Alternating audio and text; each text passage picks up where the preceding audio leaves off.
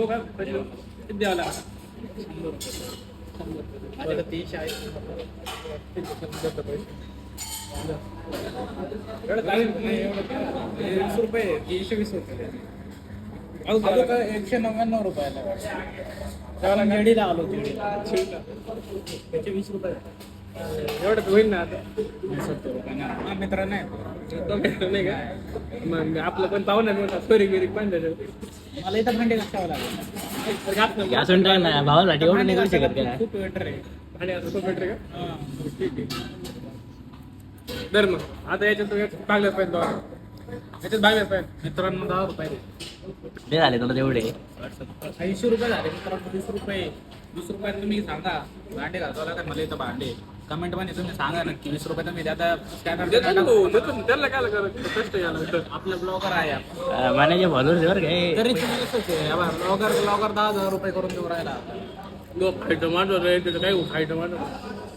देवच लागलं 90 झाले मित्रांनो इकडे बघ भावासाठी एवढं काही करू शकत नाही भावा ट्रीट द्यावा नाही का नाही का आता एवढा मोठा माणूस आहे पगार बिगार आता इकडे पगार याला पगार भेटतोय याला पगार भेटतोय आम्ही आता काय शाळेचे विद्यार्थी याला पगार भेटतोय मी नाही खर्च करावं का नाही भाव पण करू राहिले तुम्ही सांगा 9,000 रुपयामध्ये काय होतं का माणसाला लय काय होतं 3,000 रुपये काहीच नाही होत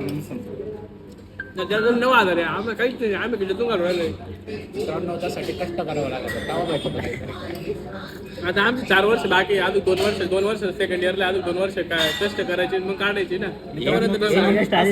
तसं आमचं काय नाही मित्रांनो आम्ही नर्सिंगवाले आम्हाला कधी पण 2 महिन्यात 2 वर्षात 1 वर्षात कधी पण जॉब आहे आम्हाला आमचं कसं इंजिनियर आहे आम्हाला तर इथं आधी घासायची आधी अभ्यास करायचा पेपर द्यायचे मग व्हायचं जाऊ तर देतोय मी काही 10 रुपये राहिले काही दर नाही बाई 10 रुपये शेवटचे दर कारण असे आपण चहा पाण्यावरीच असतो सांगा त्यांना ब्लॉगर म्हणजे इंटरव्ह्यूची चौघ आली तुम्ही सध्याची गरिबी